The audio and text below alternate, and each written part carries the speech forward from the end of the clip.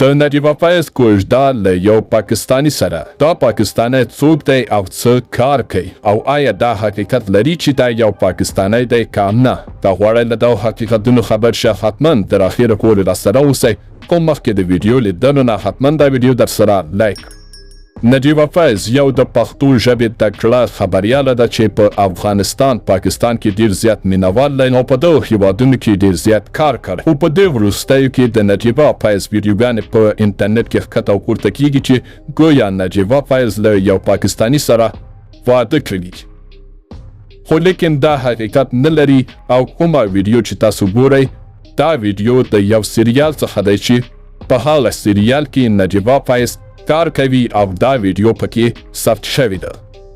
نور په ویډیو کې وګورئ او حتما لایک مه له هیره ونه وځي.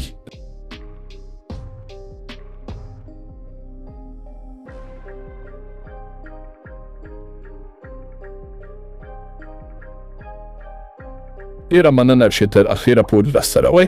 په اخر کې ویډیو لایک او چینل در سره سبسکرایب کړئ.